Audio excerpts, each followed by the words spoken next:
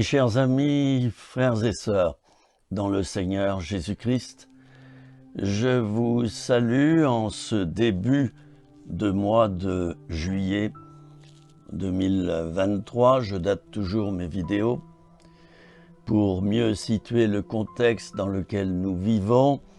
Ainsi, pour le début de ce mois de juillet, nous avons eu en France des événements graves que je ne vais pas détailler ou commenter ici parce que ce n'est pas mon rôle et ce n'est pas non plus mon but, bien que j'en ai les capacités d'analyse.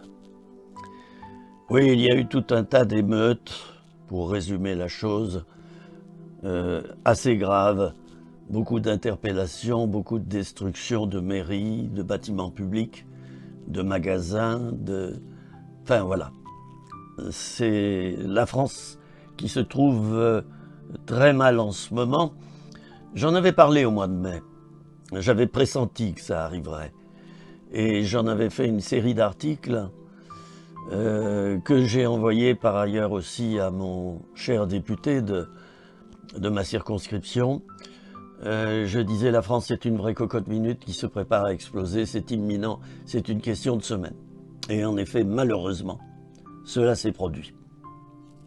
Il y aura beaucoup de choses à examiner par rapport à ces événements. Il y aura beaucoup de déductions à faire, beaucoup de changements à faire, et pour être très court, je dirais que c'est l'état d'esprit de la France qui doit changer. C'est notre état d'esprit qui doit changer au niveau de la famille, au niveau politique, au niveau de toute la nation, au niveau de l'économie, au niveau des grands choix sociétaux. C'est un état d'esprit d'abord qui doit changer. Nous devons passer à un état de respect de la dignité humaine, de respect de l'être humain et le remettre en premier, comme Dieu l'a toujours fait d'ailleurs. Il te met en premier. Il me met en premier. Non pas que je suis le premier ou que tu le sois toi, mais c'est-à-dire que sa vision, ce n'est pas d'abord la planète Terre en tant que planète. Sa vision, c'est l'être humain. Et Dieu a donné à l'être humain une habitation, bien sûr. Une habitation en esprit, mais une habitation également, c'est-à-dire un lieu où vivre. Et c'est la planète Terre qu'on est en train de détruire.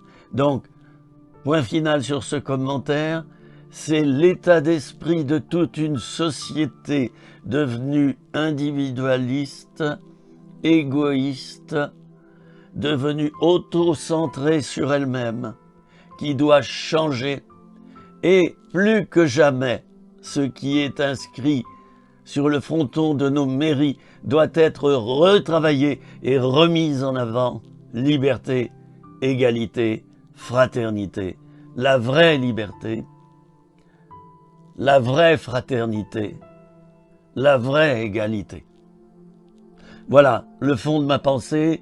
Et ce n'est pas le but de ma vidéo, mais je voulais quand même, tellement les événements ont été graves, je voulais tout de même faire un léger commentaire très court. Je ne pouvais pas passer à côté, car les événements ont été si difficiles et si graves, ils resteront historiques.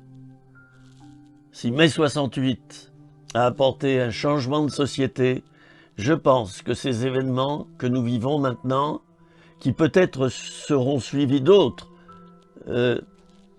j'allais dire en bon français, va donc savoir, hein? Peut-être il y aura d'autres choses, nous ne savons pas ce qu'il y a dans la cocotte minute. C'est une partie de la vapeur qui vient de sortir, seulement une petite partie. Alors si toute la vapeur sort de la cocotte minute, qu'est-ce que ça donnera? Car il y a beaucoup de colère dans les vies, il y a beaucoup de révolte, parce qu'il y a beaucoup d'injustices et que surtout l'être humain n'est pas mis au centre réellement des décisions. Je le rappelle, la dignité humaine est si importante. Et c'est cela que Dieu, le créateur de l'être humain, aura voulu certainement dire, car dans tous ces événements, il y a des avertissements de Dieu.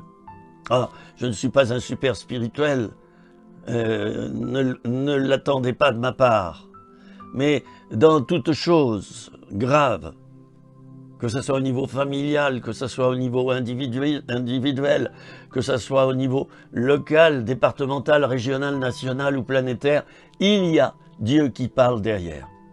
Ce n'est pas nouveau. Bien sûr, on peut très bien ne pas le voir. On peut très bien rester aveugle. Dieu n'existe pas, c'est pas bien de croire en Dieu, mais on ne doit pas mélanger la religion là-dedans. Là, je ne vous parle pas de religion, vous le savez très bien, vous qui m'écoutez régulièrement. Il ne s'agit pas de mêler la religion à la vie de l'État, mais il s'agit à l'État de réfléchir aussi à ce que Dieu a voulu dire, et sans coloration religieuse, bien sûr, en sachant que nous avons quelqu'un au-dessus de nous. Voilà, ça c'est pas faire de la religion, ça ce n'est pas trahir la laïcité, mais qu'est-ce que Dieu veut dire de nos jours, non seulement à la société, mais à la planète. Voilà, prions beaucoup pour ces moments, je viens de le dire, ils peuvent être suivis d'autres moments difficiles, je ne le souhaite pas ici, et j'appelle tout le monde à rester dans la paix. Dans la paix. Et c'est profond en moi, ce n'est pas une forme de langage. Restons en paix. Jésus a toujours dit, allez en paix. Je vous donne ma paix. Alors recevons la paix de Dieu en ce début de mois de juillet, en étant conscients que nous passons d'événements difficiles à événements difficiles. Vous le savez, il y a eu des conditions sanitaires défavorables. Puis, ça a été le début de la guerre. Et puis, maintenant, eh bien voilà, dans notre pays même, ça bouge. Ça bouge énormément. Les lignes bougent. Ce n'est pas étonnant, parce que tout a changé. Tout change. Ainsi, moi, je ne reconnais plus la France. Je ne sais pas vous, mais moi, je ne la reconnais plus.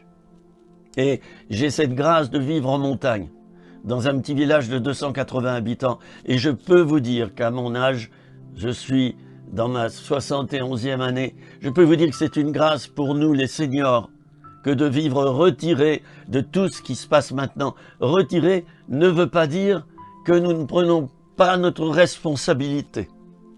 Mais simplement, nous n'avons pas envie de nous mélanger à tout ça. Je suis sûr que beaucoup de ceux de mon âge, de celles de mon âge, vous pensez la même chose que moi. Bien, alors je vais passer à ma vidéo. Vous le savez, des vidéos, j'en fais une par jour, 3 minutes rien que pour toi. Je développe une courte pensée. J'ai déjà développé 550 thèmes et je vais en développer 2000. Certains diront quel prétentieux. Oh, je n'ai aucune prétention. Et d'ailleurs, à nos âges, nous n'avons plus de prétention. Nous n'avons plus rien à démontrer. L'autre jour, j'ai eu un commentaire d'un frère qui m'a dit « Mais tu mets ta photo partout. C'est le culte de la personnalité. » Non, je ne le pratique pas. Mais je suis tellement détaché de mon image que je n'hésite pas à l'utiliser. Non mais dites-moi, j'aimerais vous dire à ceux qui pensent ça, et vous êtes libres de le penser, et je ne me sens pas piqué là, hein, ni rejeté, j'aimerais vous dire, quand vous parlez avec une personne, est-ce que vous avez son image en face de vous? Oui. Lorsque vous regardez la télévision, est-ce que vous avez l'image de la personne qui parle devant vous? Oui, très souvent. Eh bien moi, dans mes articles, j'aime bien aussi mettre mon image, comme dans toutes les grandes revues d'ailleurs, vous verrez que chaque article est donc annoncé avec en haut sur la gauche ou sur la droite la photo de l'auteur. Ce n'est pas faire un culte de la personnalité. Le culte de la personnalité, c'est quand on se sert de son image pour se faire adorer et pour tromper et manipuler les gens, ce que je ne ferai jamais. Ce que peut-être j'ai eu fait quand j'étais jeune converti ou jeune pasteur, mais bien vite on s'aperçoit que ça ne porte pas de fruits. Ce n'est pas comme cela qu'il faut servir Dieu. Rappelons que servir Dieu, c'est le servir. Ce n'est pas d'abord exercer un pouvoir en son nom. D'accord?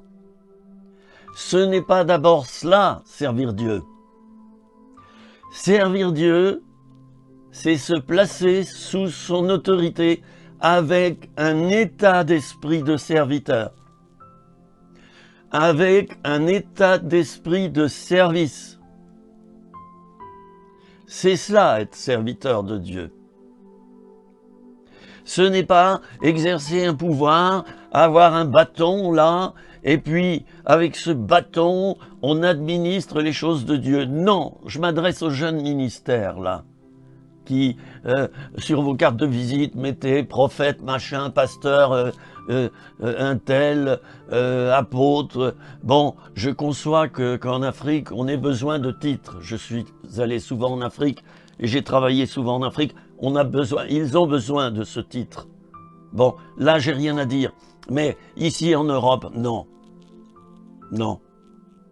Moi, sur mon Facebook, j'ai choisi, je dis pas que j'ai raison, mais c'est mon style, de mettre Philippe Osnet, le petit pasteur des Monts du Lyonnais. Je voulais mettre même le petit pâtre des Monts du Lyonnais. Voilà. Je ne suis pas d'abord un pasteur. Je suis d'abord un homme, un être humain, qui a découvert Dieu, qui l'a rencontré à l'âge de 20 ans, et qui le sert. Je suis dans un état d'esprit de service, chers amis, mais pas de pouvoir. Je ne prends pas de pouvoir sur vous. Je vous exhorte, je vous conseille, mais je me l'adresse à moi en premier. Et je n'ai pas de pouvoir sur vous. Je n'en ai pas. Je ne le recherche pas. C'est Dieu qui a un pouvoir, mais un saint pouvoir, le vrai pouvoir.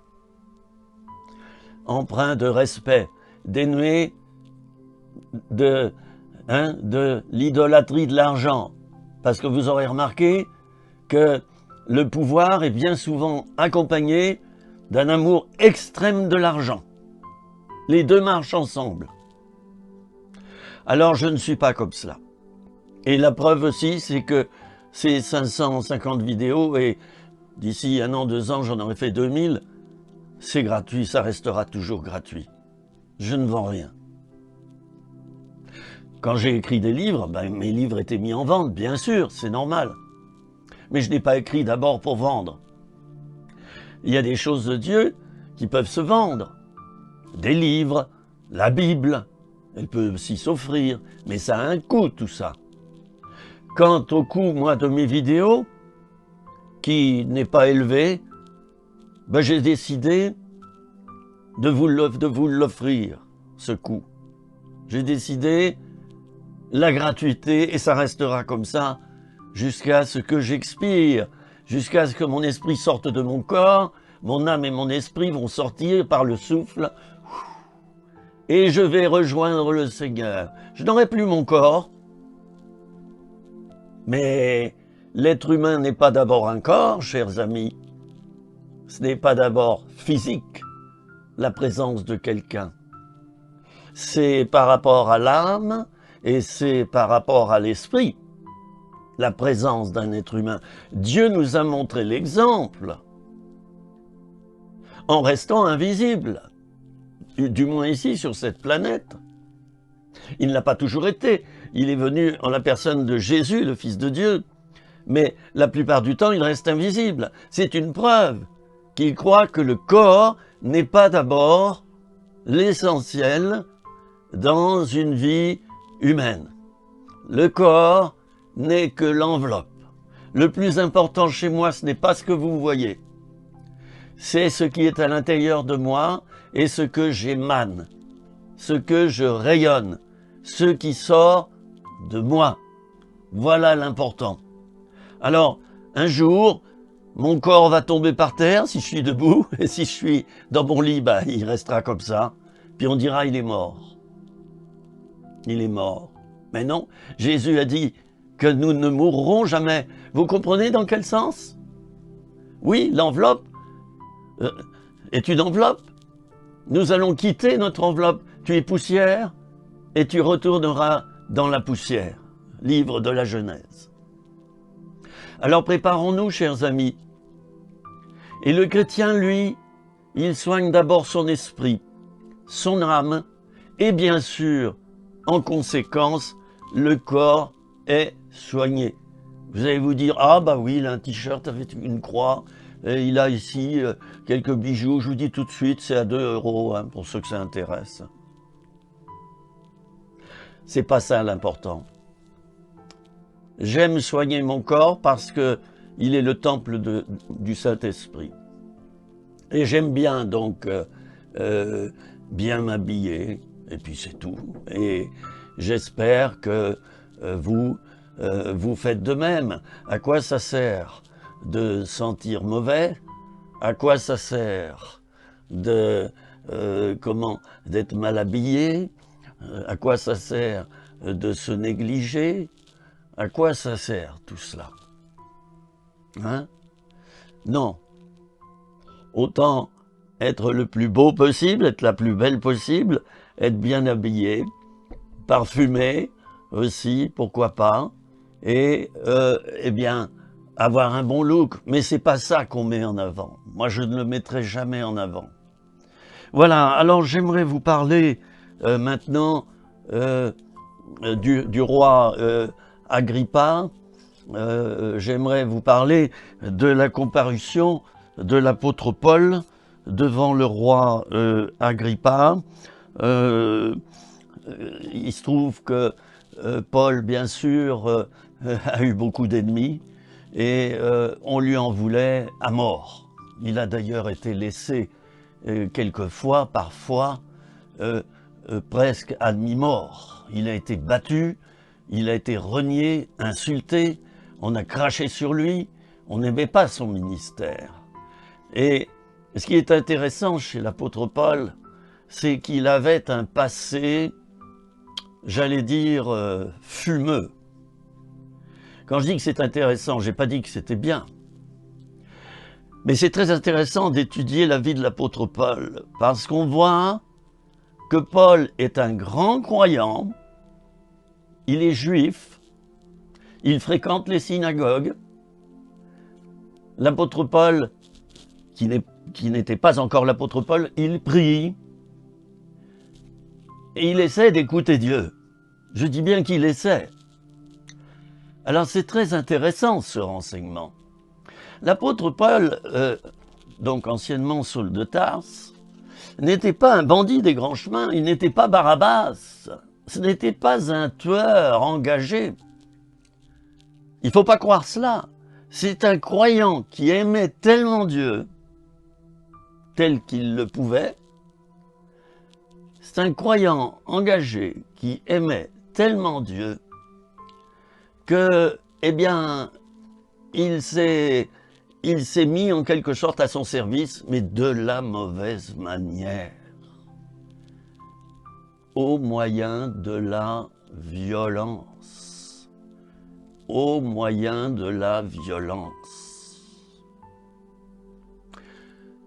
Nous pouvons, nous aussi, par excès de pouvoir, développer une certaine violence. Je sais bien qu'il est écrit que ce sont les violents qui s'emparent du royaume des cieux, du royaume de Dieu. Attention, on ne parle pas des violents physiques là, mais de ceux qui se font violence pour annoncer l'évangile, qui osent parler. Hein, au nom de Dieu. Alors, ceci est extrêmement important de savoir que l'apôtre Paul était quelqu'un d'entier, quelqu'un qui était un grand croyant, il était juif, il pratiquait sa religion juive, et pour plaire à Dieu, il encabanait les chrétiens.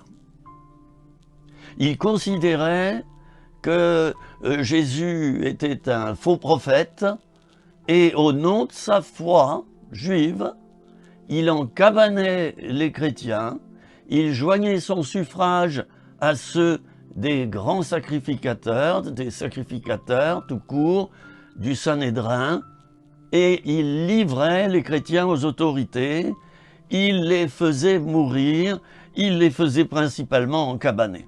Nous avons là un comportement odieux. Mais lorsque nous approfondissons ces choses,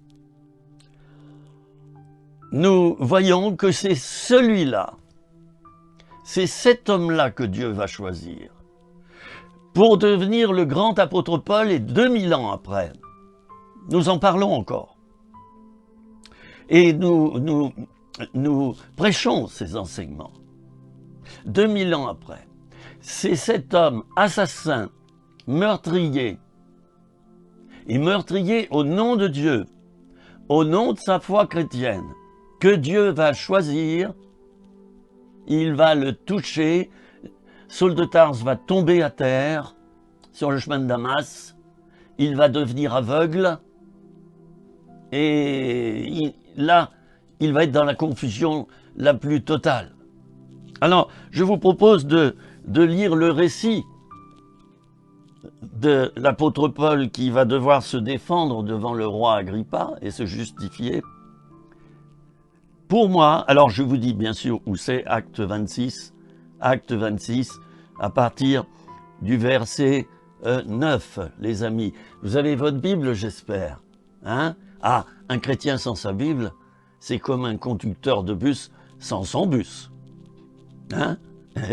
Ayez toujours votre Bible avec vous.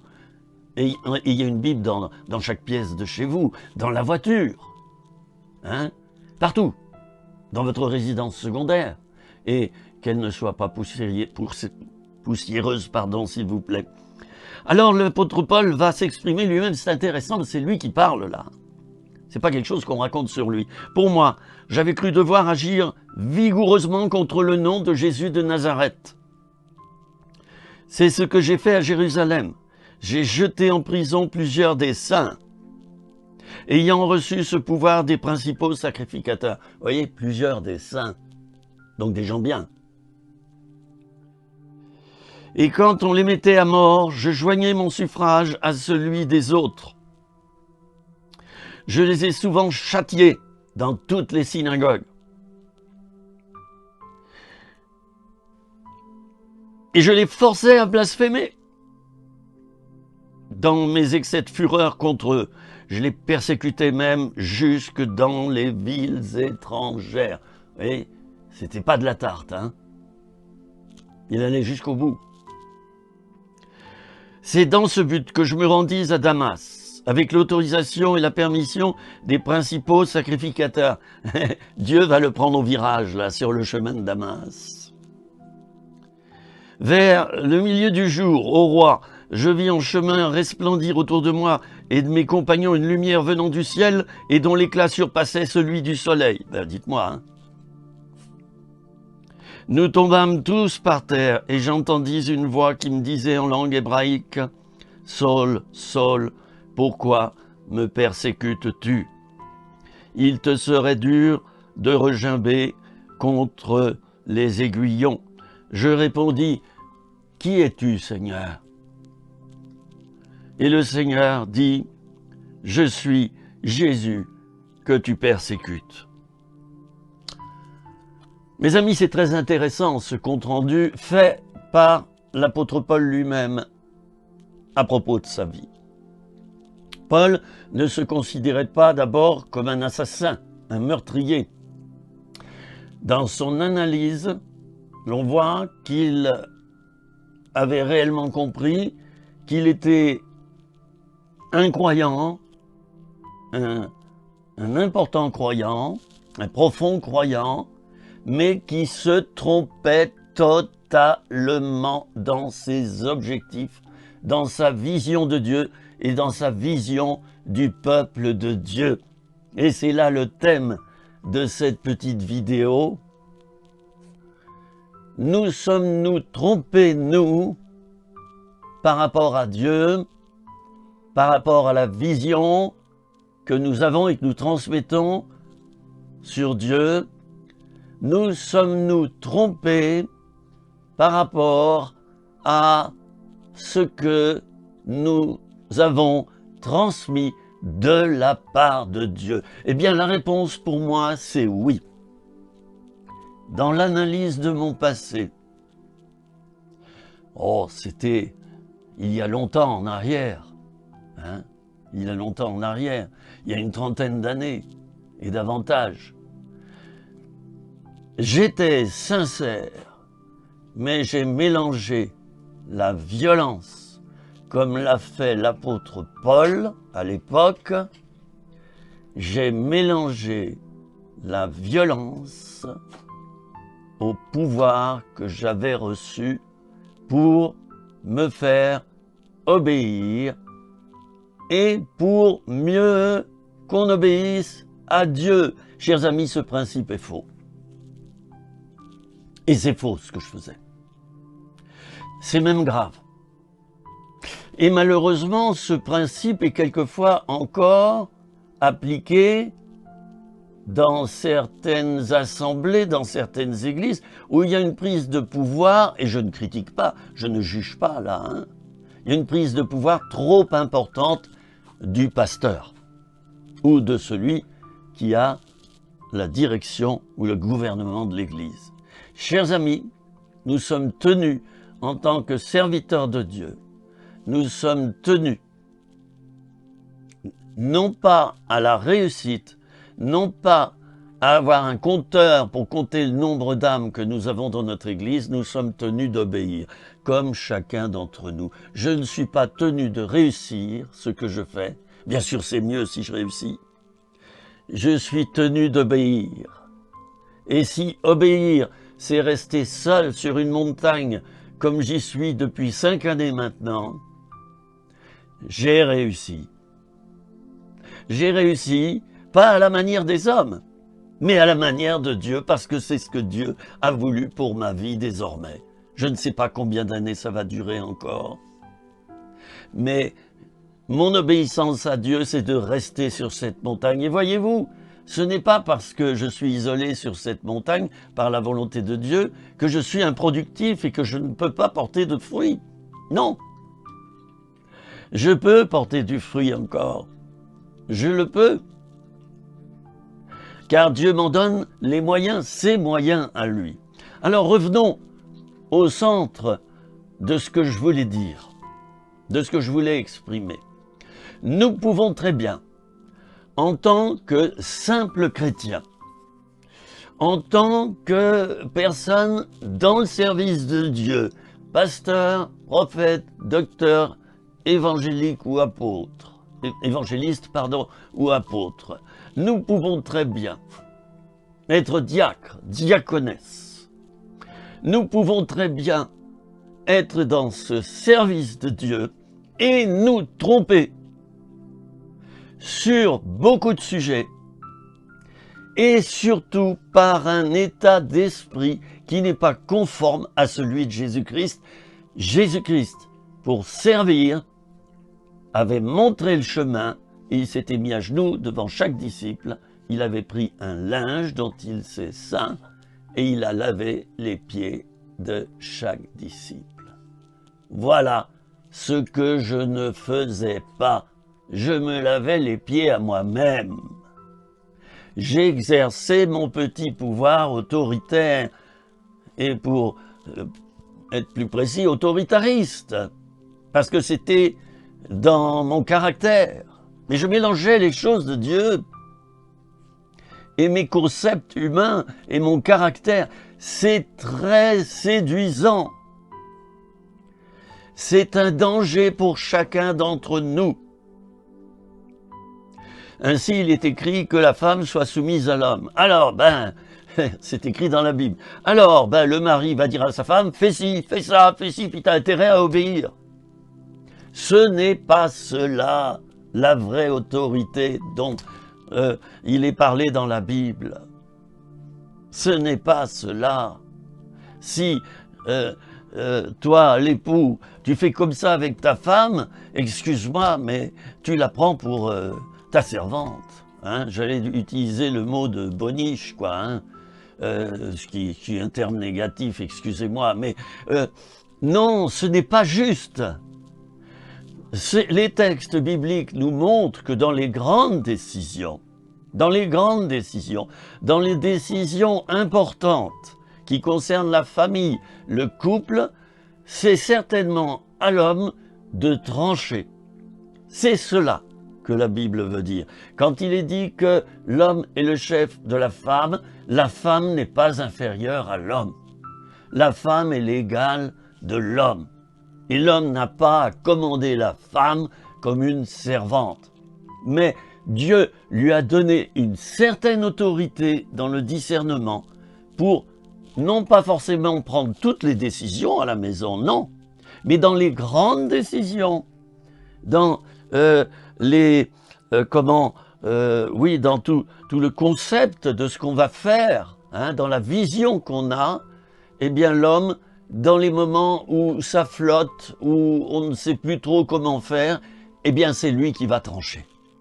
Et non pas avec autoritarisme, comme moi j'ai souvent fait dans ma vie. C'était faux, je m'étais planté, je me suis planté. Et voyez-vous, si je fais ces vidéos, je vais vous dire la vérité, c'est pour éviter à beaucoup de faire les erreurs que j'ai faites. Je ne suis pas fier en faisant ces vidéos, pas du tout.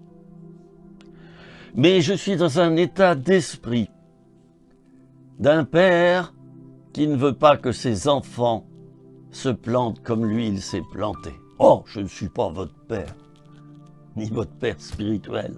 C'est pas cela que je voulais dire.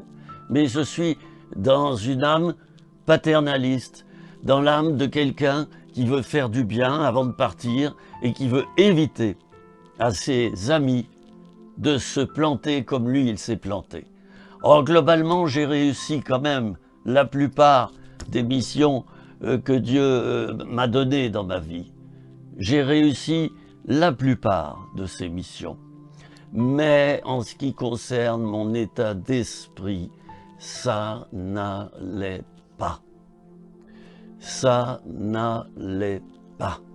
Je n'avais pas compris l'âme du serviteur que je devais avoir. Je me suis fait servir. Et ça, c'est faux.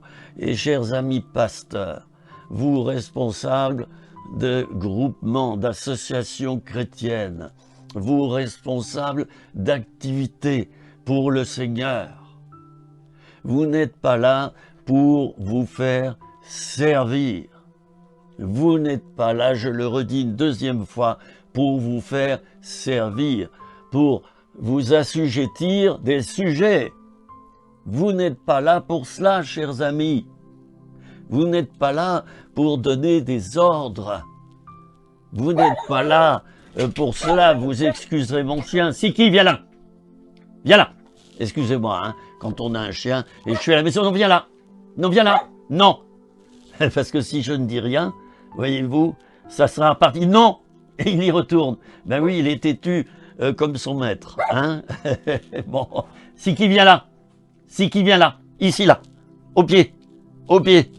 Une fois, quelqu'un m'a dit, mais au pied. Non. Une fois, quelqu'un m'a dit, mais comment tu parles à ton chien? Je lui ai dit, mais tu as eu un chien, toi, autrefois, ou bien? Non, jamais. Ben, j'ai dit, tu parles de quelque chose. Si qui vient là. Tu parles de quelque chose que tu ne connais pas. Dans le livre de la Genèse, il est bien dit que nous avons à dominer sur les animaux. Et vous verrez si vous avez un chien, si vous ne lui parlez pas comme je le fais, ce qui n'est pas du tout méchant, il ne vous obéira pas. Vous n'allez pas le dresser. Non. Vous allez en faire un jouet. Il sera mal dans sa peau. Alors, c'est important. Il y a plusieurs degrés d'autorité. Je ne vais pas le développer ici. Mais continuez à dire, chers amis, et je ne vais plus être long. Continuez à dire que c'est à nous de faire en quelque sorte notre examen de conscience et de changer ce qui doit être changé dans notre service de Dieu et pour Dieu. Nous avons des défauts de caractère, nous avons des mauvais concepts, et surtout au niveau de la gouvernance. Bien souvent, nous exerçons une autorité que nous n'avons pas reçue.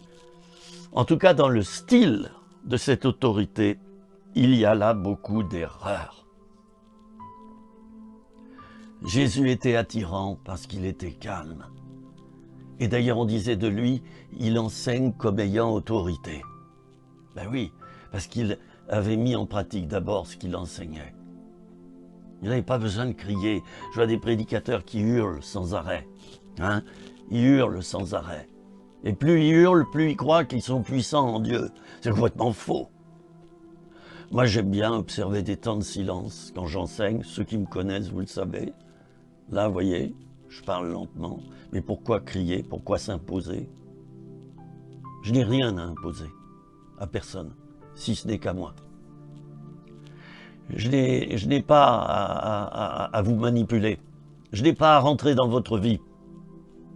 J'ai simplement à laisser le Seigneur rayonner au travers de moi comme ayant autorité, comme Jésus le faisait.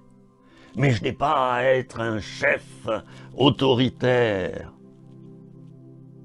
Ça, je l'ai trop fait autrefois quand j'étais jeune. J'avais rien compris. Oh ben simplement, je reproduisais ce que j'avais subi à la maison. C'est aussi simple que ça. Je reproduisais. C'est dire que dans mon passé, j'ai subi pas mal de choses. Je ne me plains pas. J'ai subi des violences physiques extraordinaires, des sévices, à tous les niveaux. Et au niveau psychologique également, au niveau spirituel également.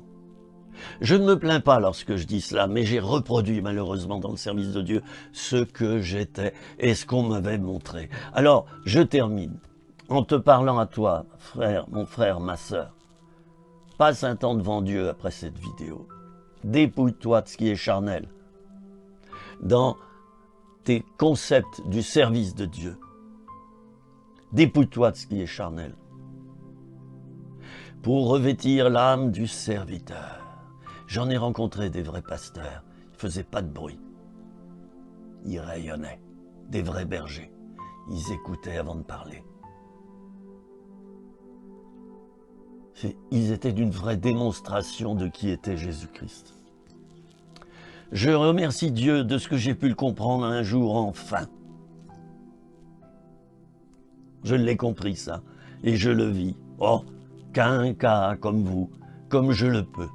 Voilà, ma vidéo est presque terminée. J'aimerais prier maintenant pour vous. Voyez-vous, l'apôtre Saul de Tarse est devenu le grand apôtre Paul. Il a fait un bilan sur sa vie. Il a vu qu'il était un mauvais croyant. Il a changé ce qu'il fallait changer. C'est pour cela que je vous ai parlé de cet apôtre précisément. J'aurais pu parler de l'apôtre Pierre aussi. Mais l'apôtre Paul, c'est beaucoup plus parlant. Et il faut dire qu'il a... Oui, il a vraiment fait tuer des centaines et des centaines de chrétiens. Moïse avait tué un Égyptien. Hein, le roi David a fait tuer le mari de la femme avec qui il commettait des adultères. Enfin, la Bible est pleine justement de gens qui étaient sincères devant Dieu, mais qui se sont plantés en étant sincères. Alors toi, tu es peut-être sincère, mais tu te plantes, bienvenue au club. Mais tire-en des conclusions, repens-toi et change. Seigneur Jésus, je veux te prier maintenant pour celui ou celle qui m'a écouté et qui, en effet, s'est dit, tiens là, il y a quelque chose de bon pour moi à apprendre, je vais changer ma vie de couple, je vais changer ma vie individuelle, je vais changer ma vie d'église, je vais changer ma vie de ministère, je vais changer ma manière de faire. Et je te demande pardon, Seigneur, pour toutes les erreurs que je commets encore. Dépouille-moi, touche-moi et interviens, Seigneur Jésus. Fais-le dans ma vie et moi je le ferai aussi. je vais t'accompagner, tu vas me montrer le chemin. Merci Seigneur, parce que tu sais que je suis sincère, vous pouvez le dire à Dieu. Dépouille-moi de ce qui est faux dans ma vie. Amen. Voilà les amis, on a eu quelques interruptions, il y a des gens qui ont frappé à ma porte, ensuite mon chien s'en est mêlé. Mais c'est ça la vie, hein? C'est jamais parfait. Ça vibre, ça bouge. Alors toi, tu as fait peut-être comme moi des grosses erreurs dans ta vie. Ben, au moins tu as essayé de faire quelque chose. Celui qui ne fait rien, et c'est mon mot de la fin, commet la plus grosse erreur du monde entier, je veux dire la plus grave du monde, c'est qu'il ne fait rien. Celui qui fait quelque chose fait des erreurs, mais ces erreurs sont moins importantes que celui qui a le tort de ne rien faire. Je vous embrasse et je vous dis à bientôt pour une nouvelle vidéo. Vous avez accès à ma chaîne YouTube en tapant mon nom et mon prénom. Vous pouvez vous inscrire pour être averti en cas de nouvelle vidéo. C'est gratuit et ça le restera. Je suis humblement votre serviteur. Vous pouvez communiquer avec moi aussi au travers de mon site internet philippe-osenet.com et vous pouvez m'écrire, m'envoyer un mail, je vous répondrai. D'accord? Allez, à bientôt, hein, comme disent les Marseillais. Hein. Et puis restez sous le soleil, hein, de Mexico ou d'où vous voulez, parce que c'est l'été. Au revoir les amis, c'était une joie pour moi de partager avec vous. Au revoir.